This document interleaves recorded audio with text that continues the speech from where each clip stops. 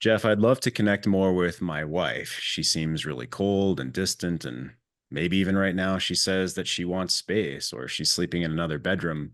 And I want to know, what can I do? What can I do quickly and easily to connect with her?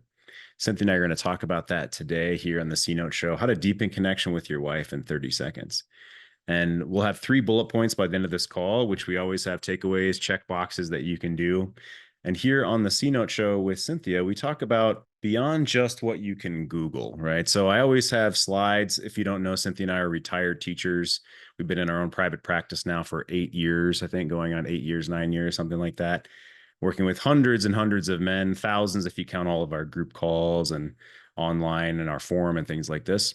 And so we've seen a lot of, we've seen a lot, and we want to take you beyond just what you can Google. So I'm going to tip my hat to what does this mean to deepen connection? But really on this call, I want to speak about what does it mean for a woman to bloom her feminine? How do I be more in the masculine frame and to offer her a safe place to open? And what does it mean to deepen in relationship? That's what Cynthia and I talk about here on the C Note Show. That love and being loved is an art. There is a science to this. The John Gottman and Julie Gottman Institute, the Gottman Institute, has about 40 years of science behind mostly what not to do. And the rest of this is, well, it's an art day to day. And, I could read Google, but my wife still doesn't want to connect with me. I still need to have masculine frame for myself and offer emotional safety and lead and intimacy. And through what I believe, what can I control? And am I taking responsibility for my actions, as we talk about in deep conscious intimacy? Last time we spoke about the moon goddess, how to call forth the moon goddess in your wife. And that was more about archetypes. What do archetypes mean to a woman, mean to the feminine, whether that's astrology or the lunar cycle or Mars in retrograde? And I say that a little tongue in cheek, but what do archetypes mean to her and to relationship? Right. So how do I deepen connection with my wife in 30 seconds? Well, if I search deepen connection, what does this mean? BetterHelp says it means a profound connection between individuals that include a desire to safeguard and care for each other. For others, deep love has a more romantic connotation where individuals have a desire to be together forever and live each other's lives with common goals and aspirations. I think a profound connection between each other with a desire to care for one another, I think that's pretty common, deep connection.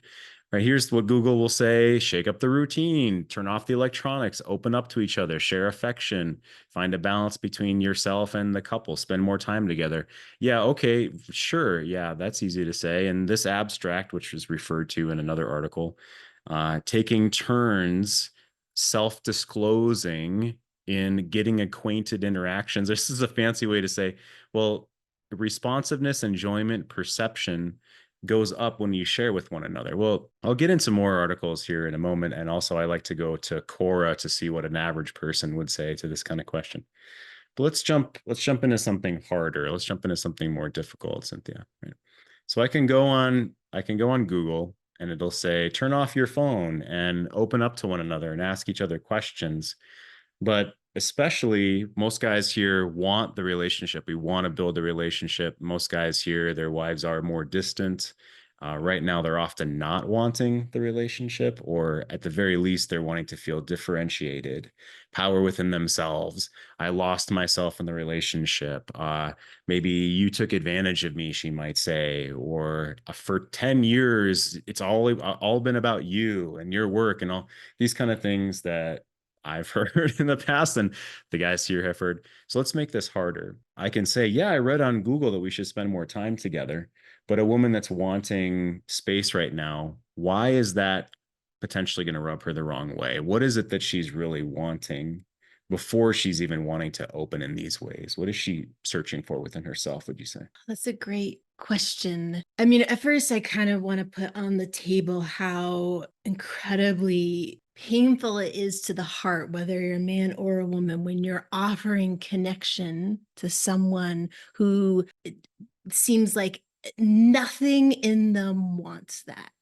And what brings a woman to that point? Well, we could say there's maybe some story she has about connection or not being connected to in the past, and she has old hurts that she's armored herself against. I will not make myself weak again. She thinks I'll not be vulnerable again.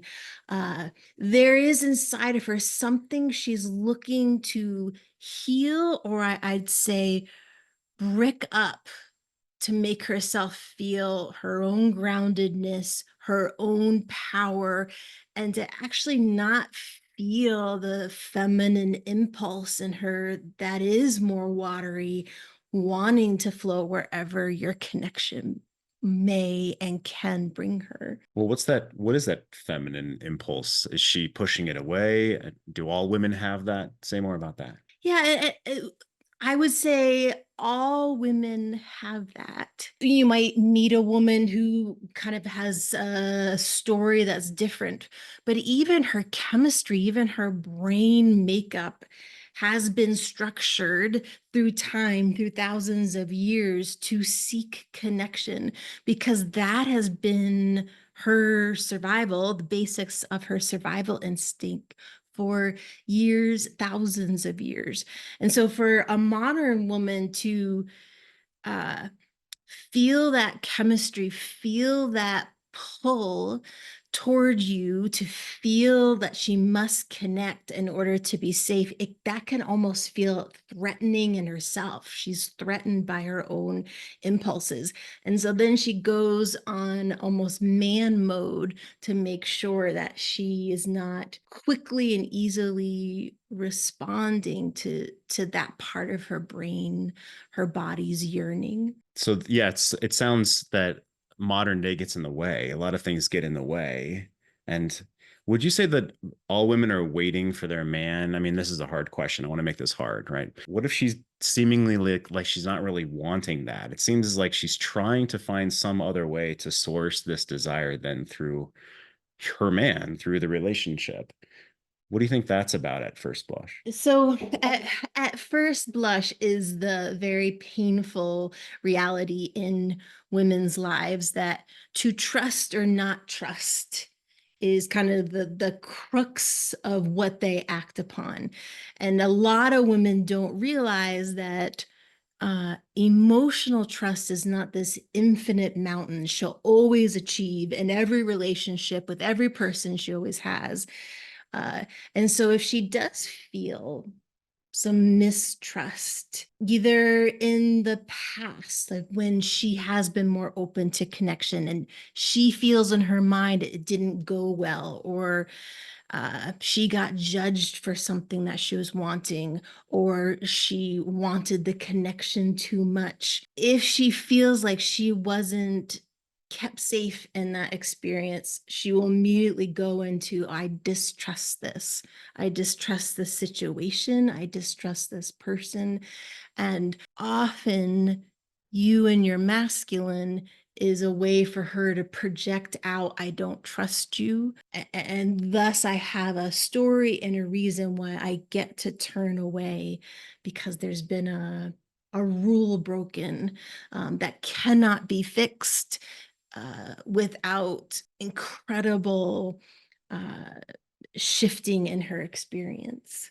So a rule broken that he as a man may not even be aware of. Yeah. And when you said him and his masculine gives her a reason to project something, what do you mean? How I experience and how I've have heard the energy in you as men, as you show up, is there's this incredible energy of honor, that no matter what happens, you will always serve and protect who you've guaranteed, who you've took the vow, who you've sworn to protect.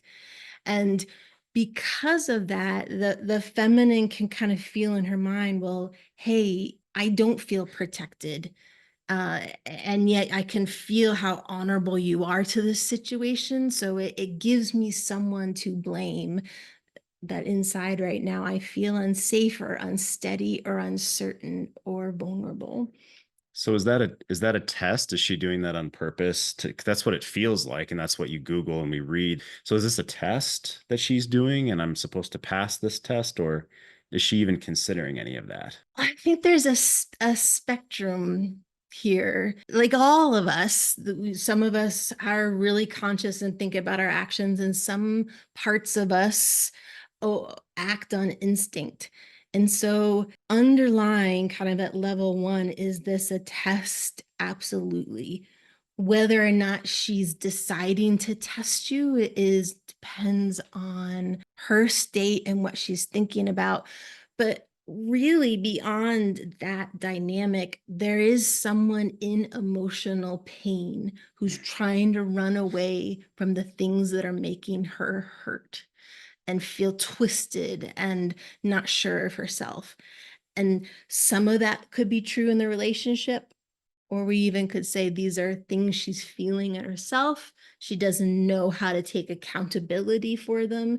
And so she paints the picture that it's all a relationship or all you. Yeah, thank you. That's really well said. What's difficult about this is we were in love, right? The relationship was doing what we thought was great for a long time until the bomb was dropped somewhat recently, 6 months ago, 12 months ago, yesterday, when guys talk with us.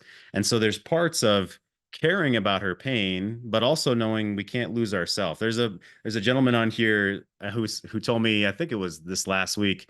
He said, "Yeah, part of me thinks honey badger don't care." He's on here right there. So if I think, this is just so confusing for whatever she's feeling. I'm exhausted by this. I'm just going to play the honey badger don't care all the time and just kind of shut myself off. She Mhm. wants space. I'm going to shut myself off. Where's the ramification of that? I mean, she wanted space, right? I'll just go ahead and shut myself off from her, turn away from her. What's the ramifications there? Well, I mean, it makes perfect sense uh, to do a shut off. If someone's throwing daggers at you, if she's pulling and taking things from the emotional like collaboration of the relationship, it makes perfect sense. But then what happens is you have two people who have completely shut off. You have a feminine being who is using maybe some of that shut off as proof that of you were never there, you were never emotionally available, you never listened. uh but really, I mean, the heartache of that is that she doesn't get to feel what is different and what's possible in relationship with you. She, in the shut off, in the armored shut off, she doesn't get to feel the king in you, the king who has incredible perspective and is aware of what's going on, the patterns, and oh, I see her acting like this again, but also is so embedded and embodied in his heart and the tenor of his being, uh, that he almost can rise above the silly games that a lot of us, we all, it's very easy to fall into and play in relationship. Yeah, and of course you want to rise above the silly games, to put it that way. You want to learn how to be grounded, how to be a man that feels confident in himself no matter what's going on. And that's what we talk about all the time. There's a question in the chat. Right now, I believe my wife is actively having an affair. What would trying to make a connection at this time? Is it even right to try? So that's a good question. So this is a difficult question. I could just say no, now is not the right time to try. Why would you? What? Let me ask this. Can you come on in? Why would you want to try right now? I'm asking you a tough question. Why would you want to try right now if she's actively having an affair? I guess because doing nothing seems like the wrong thing to do. And what does do nothing mean? Does do nothing with her? Is that what you mean? So obviously we're living in the same house. So I'm doing what I've always done, like trying to make food, trying to be there, be supportive. Um, she's literally just come out of hospital. She had a tonsillectomy, so she can't really talk very well. So like I'm nursing it back to health as they were. Um, while in the background, I know there's this other person there, and yeah.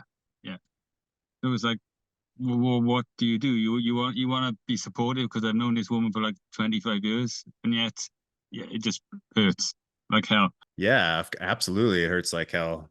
And I see you smile through the pain, which is it's a good thing to be able to laugh at the absurdity of things. Okay. We all play different roles in our lives, right? Whether it's at work or at home or with family, we're a son, we're a brother, we're a husband, we're a father, we're a friend. These are all different roles that we play. And if your wife is actively having an affair, she's not your wife right now. Mm. She's not acting as your wife. She's not thinking that she's your wife in the sense that what we understand to be a Yeah. monogamous, committed, trusting relationship. And so I often say, and men find this helpful, is demote her in your mind. It doesn't mean to ignore her or turn away from her pain necessarily, but if she were a cousin, a sister, a roommate, something like this that wasn't your wife, you'd still care for this person, I would guess. You'd Yeah. still want to help this person, but she's not actively being your wife. So it's Yeah. inappropriate to try to connect with her as your wife if she's having an active affair. I mean, that, and you're aware of this, and that's right. Other guys ask a tougher question. What if I don't know if she's having an affair? That's a different Mm. type of question. But if she's actively right now not being your wife, then why Mm. would you want to try to connect with her as if she were actively being your wife? That's the next layer here. And so for you, what about you wants to still, you said doing nothing seems wrong. Okay, but you're not doing nothing. Mm. You're working on yourself, right? Tell us about what you're doing for your own self every day. Well, I've started doing exercise. So, well, we chatted like a week or so ago, and I was in a worse way then. But I went out with some mates last Friday and chatted with them. They'd been through similar situations, and like, yeah, it really helped just talking face to face with some of the boys because I just hadn't done that for I can't even remember when. Honestly, years and years and years ago. So that really, really helped in shifting my mindset and thinking, well, yeah, I got this. And they said, look, if it doesn't work out, you can move here, you can come over here, we can, yeah. And so we're just thinking, like, if this didn't work, we would be okay. And it's what everyone says. But sometimes you get stuck in this sort of spiral thinking, how is it going to be? Well, I was stuck. How is it going to be okay? But I know it will be okay, but it's going to be, it's going to be a hard road between now and then. Does that make sense? Yeah, of course, absolutely. And I would totally agree that, yeah, many phases in life are going to be a hard road between here and there. I spoke with a man yesterday who's being sued for $1 million, and he has a few $100 million on the line. He's the CEO of a tech company, and he's saying that being sued for $1 million has been easier than any kind of conflict with his wife because it hits us in a different way. But Yeah. to your point, knowing you're going to be okay is about getting out and building your life regardless of what's happening. It doesn't mean you're happy about it. It doesn't mean it's not Yeah. challenging, but Yeah. that's certainly the case. So yeah, Yeah. for you, I would consider her not your wife right now. I would consider her demoted in your mind. Doesn't mean that you're nasty to her or you turn away when she needs help per se, Yeah. but I wouldn't be trying to connect with her as my wife right now. Okay. Yeah, it's a good question. Makes sense. Yeah. Thank you. That was great. Another one in the chat here. My wife is so emotionally distant from me at this time. I know she's dealing with a ton of personal stuff. I'd love to connect with her to offer support, but she doesn't seem to want it from me. Even just a hug would mean so much. Should I keep trying? Are you able to come in and talk with us? So please.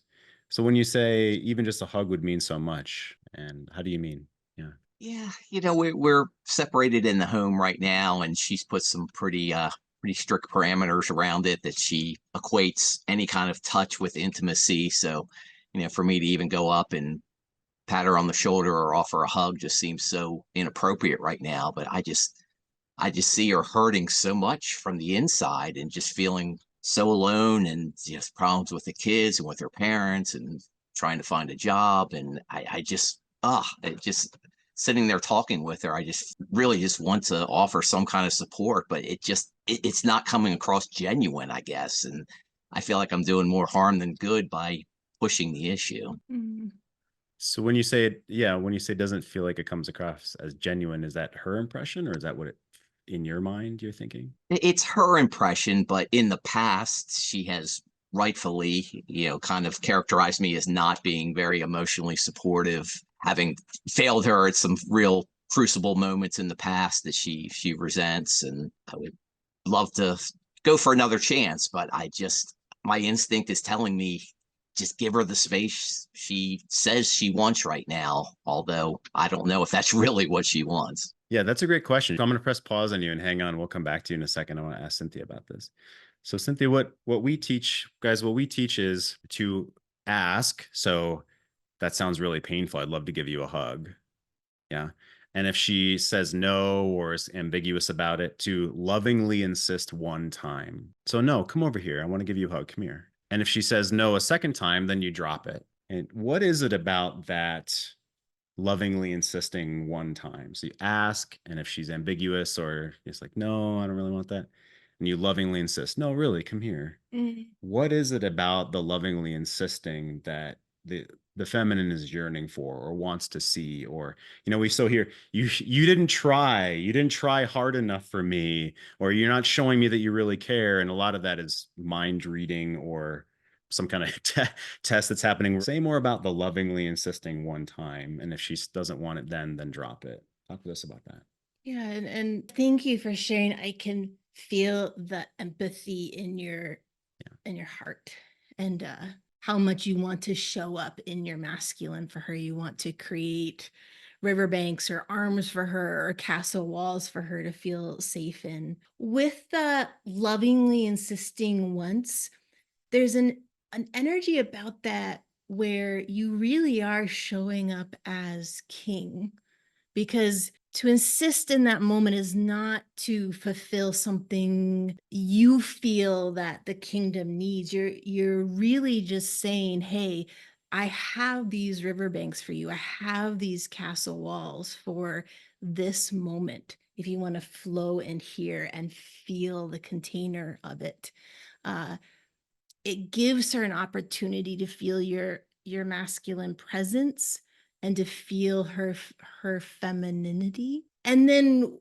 even if that doesn't happen, if without judgment or without like anything that affects you, you take your kingly presence elsewhere. If she doesn't want it, she also can feel the stability of you, that your emotions are not reliant on her emotions, and that your container as a king is stable wherever it goes, whether she's choosing the gift of getting to lean into it, or if it's over here while she kind of swims in the deep of her own ocean. Yeah. So come on back. Come on back on. Do you feel stable within your own self, your own frame, your own belief and confidence in yourself, regardless of what's happening with her? No, I would say I've made some strides through this work over the last year or so that the relationship's been in limbo. I'm unemployed right now, which isn't doing a world of good for my self-esteem either. So, we've kind of informally said we do need to work on ourselves right now. We need to figure out both of our employment prospects and situations. So I feel like I'm digging a hole deeper and deeper until I can come to her with a really strong masculine frame and regain her respect. Sure, that's fair to say. That's the question I asked. If you and I were doing coaching together, and we can talk more about this another time if you want, what I would ask is, can you be around her for 30 seconds at a time? That's actually part of the title today. Can you be around her for 30 seconds at a time with an open heart, gratitude in your mind, gratitude in your body? Maybe you just did a gratitude practice for 2 minutes, or, you were at the gym and you feel pretty good about yourself, or, you're writing or whatever it is you're doing for yourself. And for 30 seconds, you can feel fairly good within your own self around her. Are you able to do that, for instance? Most definitely. Okay, good. So please give yourself credit for that. That's huge. 30 seconds is infinitely more than zero, right? If 0 seconds looks like I walk into the kitchen and my head's down and I feel like dog shit about myself and I didn't work out that morning and I, beating myself up, and then I hope that she loves me no matter what, that mommy loves me. That's not good. That's really off to a bad start. But if you can come in and you're doing your work and you're kicking ass as best you can in the world, and even if it starts to deteriorate after 30 seconds, give yourself credit for those 30 seconds and being around her. It's not an all or nothing. It's not okay, I have to hit a home run when I step up to the plate. That's not what life or relationship is, really. Yeah. So yeah, thanks. What more would you say about is it hurting for him to want? So if he's there and he has empathy, absolutely. He says it feels like you're really hurting. I'd love to give you a hug. She says, no, and I'm fine. And no, really, come on over here. And she says, look, we're taking space from one another.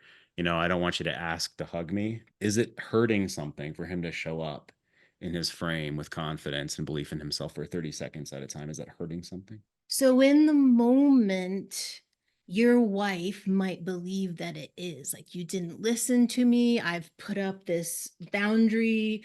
You're testing my boundary.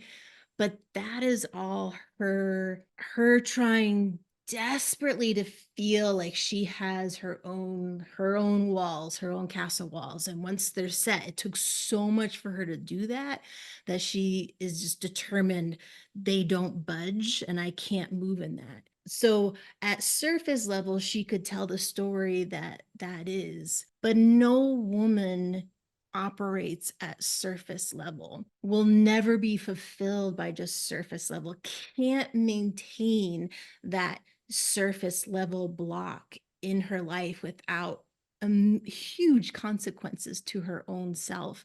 And so what you're really doing in that moment is speaking to a deeper energy.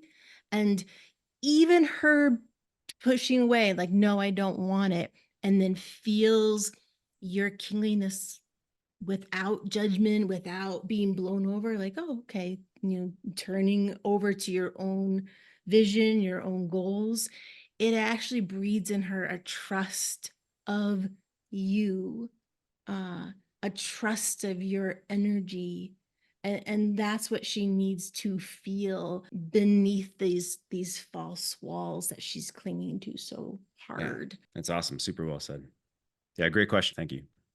Are you able to come in? So basically, I guess my question on this is, we've been separated. We've been very distant with each other.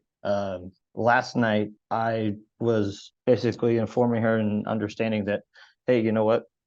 Tomorrow night, I have a family dinner, or a work dinner. Tonight, I think it would be better for my schedule, and it would work better for time for both of us if I came over now before the kids went to bed, to respect that time with you and drop the karate stuff off and then leave. And she said, yeah, that's great. Wonderful. Come over. So I packed up the karate stuff and I came over. Then I stopped and got Ben and Jerry's ice cream for the kids. Got over there. Kids were eating ice cream. Our oldest kid just starts keeling over, and we ended up taking him to the ER. And Oh, it man. was at that moment that just went, and I stayed back with the other two. And so there I am at her place with the other two. Didn't even, whatever, it is what it is. And there I'm thinking, oh, cool. Hope he's all right. But he's with mom. So mom's the medical person. I'm not. That's probably a better suited, thing. And I'm more okay with just hanging around and making sure the kids get to bed, got all that done. Well, the kids get to bed. Yeah. Basically, all of a sudden out of nowhere, after they were asleep, I just started cleaning the house. Don't know why. I have no idea why. I cleaned the house, did laundry, organized stuff, because it was just a chaotic mess everywhere. And I wasn't expecting anything out of it. I wasn't doing it for any sort of nothing. I just did it. I get to the hospital finally after being relieved at the house. And I showed up and she goes, how are the kids? Oh, they were snoring. They were super, super snoring. And I said, man, it was really hard to find your detergent in your house. She's like, why? Well, the house told me I needed to do laundry. The house told me. Yeah. Yeah. And so she said, thanks. And, but it was, one of those, at that moment, it was like, wow, it was just a cool thing. And I don't even remember the other part of my question.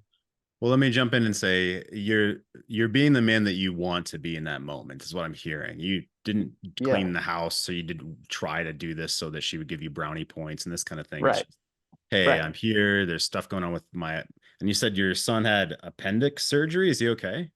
Oh yeah, yeah. Oh, great.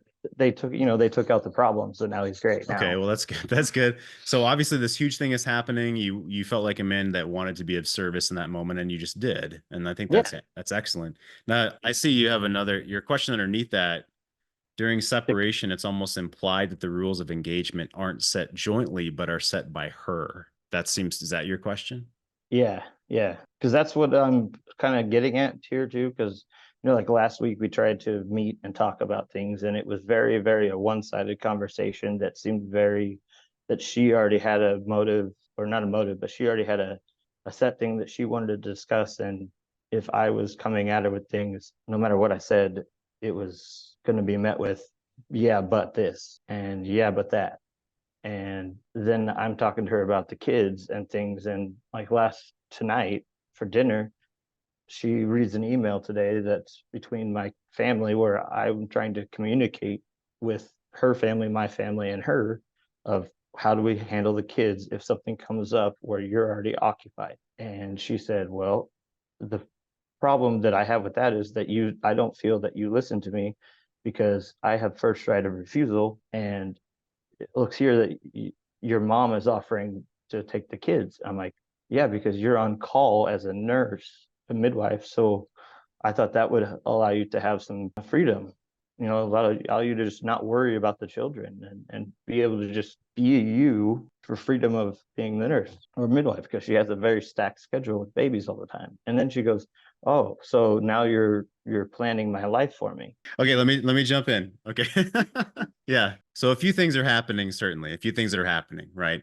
Some people feel dopamine rush when they have power over another person. Like they're the higher we've talked about this on and off. When they're the higher functioning person, like I know what's best. You need to just listen to me. And if you're not just listening to me, now I'm going to accuse you. So if you're not listening to me, now I'm insulted. And it's this whole high horse kind of situation. Now, we could talk much more about this, and you and I have one-on-one. So I'll just do generally, and I'll ask Cynthia about this for this call. Okay. Uh, this is a two-way street, regardless of how she's presenting this, guys, with things with your kids, with money, with rules of engagement together, with what this potential separation or this separation means to you. Both of you have a say in this, but where we lose ourselves is when we think we have to please her all the time. If you think that she always has to be happy, you lose, because that's impossible to begin with. Okay. And as soon as you start to puppy dog, like, oh, is mommy happy? She cannot respect you. She cannot see you as a man. She can't be attracted to that. And so we lose ourselves trying to make her happy. So this is why I said earlier, consider her demoted. And I don't mean that in a nasty way, but to give your mind an idea that if you're separated right now, she's not acting as your wife. And that's a super painful thing. But okay, so I go to my journaling. I go lift weights, and then I take a walk afterwards, or I meditate in the morning, or I pray, or however you get in touch with deeper parts of yourself, it voices within yourself and what you believe, what you value. And you think, okay, right now this woman is not acting as my wife. She's demoted down to something beneath that. Maybe it's the mother of my children. Maybe it's a roommate. Maybe it's my lover who doesn't want to be with me right now. These are painful things to consider. And so what do I want in that situation? Okay. What do I want considering the reality of the situation, with the fact that she's not acting as my wife right now, and that can change. That does change every day. I had a man yesterday emailed. So every day it can change, but as of right now, she's not acting that way. So what do I want? What kind of engagement do I want? What do I want for the kids? What do I want for myself? Because we've both often lost ourselves in the relationship. Okay. So I'm going to pause there for sake of time. So what do I want here? What do I believe is right? And then, yeah, you come together and you talk about things, but this isn't her dictating. And we could talk more about how to deal with that. That's a slightly different question. That's a great question. All right, we only have about 5 minutes left in this call, and I want to show a graphic here. So when we get together, there's a give and take. There's an ebb and flow, and maybe that's less at some times and greater at other times, and it changes over the days and the weeks and the months and the seasons and holidays and vacation and school time and getting my ass kicked at work, and we spend less or more time together. But really, that connection isn't just the time we spend together or the questions we ask one another. It's a shared vision, a third entity. Where are we going together? Deeper intimacy, conscious intimacy, is about growing something beyond just physical pleasure or beyond just asking questions in the moment. It's, why do I want to grow depth and intimacy? Why is this relationship important to me? Where are we going together? And that's what we talk about. That's what this is in service of. So when earlier was saying, I'd love to give her a hug, it's in service of something greater beyond just the immediate moment. That's the idea. That's the vibe of deeper intimacy, of conscious intimacy. It's not about whether she's happy in this moment. It's about what's the greater good here. Where are we aiming for with our children in general? Where are we aiming with our career? Where are we aiming with our time in general? And so when a man says, well, she's kind of just dictating things to me as if I'm supposed to make her happy all the time, what's going on underneath that you see? I mean, I really like what you said about there being a dopamine hit. And so if a woman feels like she gets to be in charge and micromanage everything according to her plans, and that always rules the kingdom, uh she can feel empowered by that, which I want women to feel empowered, but in a way that they're truly feeling themselves, not power over a situation. And then if that is seen as the way things go, and the masculine's like, whatever, I'll just follow your path, she never gets to feel again your kingly wisdom, your kingly heart, your kingly desire. And that is something really important, even if, let's say, you continue to separate, let's say you even get divorced and just co-parent. If she can't feel those things in you, she will not trust you as the years go on, and she'll run herself ragged trying to be the ruler of all, and feel deeply dissatisfied in kind of the outcome of that. Yeah, thank you for saying. So how do I do this, Jeff? How do I do this, Jeff and Cynthia, in 30 seconds? If you want to check out more of our stuff, go to our website, greatmenmovemountains.com. So how do I do this in 30 seconds? It's not about a perfect thing to say. It's not about a perfect act to do or invitations. And yeah, asking her questions, again, you can Google that stuff. We're here to talk about, how do I open the door? How do I knock on the gate of depth of intimacy, of conscious intimacy? And it starts with you having gratitude in your mind and in your body, regardless of her.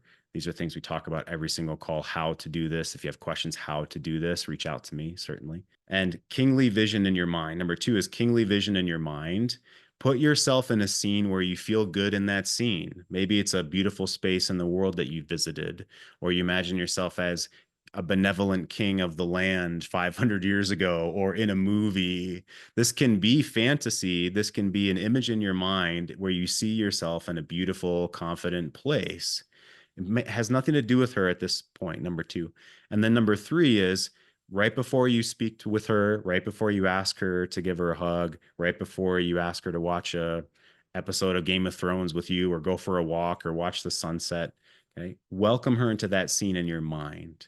Number 1, you have to have gratitude in your mind and body. Number 2, what's the image where you feel confident in your mind, or it's a beautiful mountaintop that you visited? So you feel that through your body, you breathe that through your body, and then you welcome her into that scene in your mind.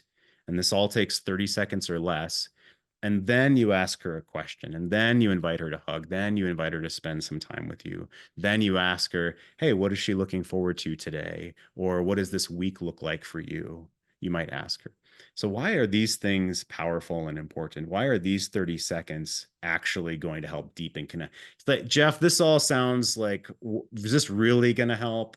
I put this image in my mind. I feel gratitude in my body. How is that actually going to positively affect her if I just feel this way in my body and in my mind when I speak with her? How's that going to help, Cynthia? I think it's under the heading of the power you have as a man in your masculine energy has incredible sway on all the women in your life. It has the power that she can't deny and she can't unfeel. And so if she's always going to feel where you're at physically, kind of with that hypersensitivity of where is this masculine in my life? How is he standing? How is he holding himself? She will get to feel how you hold gratitude. She will get to feel uh, your grounded in centeredness and forward momentum with vision, even if she's not conscious that she's picking up on that. And all of that matters on a really physical level to the feminine, because her whole game, as much as she tries to stay up here, her whole existence, her whole game is from the neck down in her body. And you really are the leader of how she can feel around you. Awesome. Thank you, Cynthia. See you guys next time. Appreciate it. Thank you. Yeah. Bye, guys.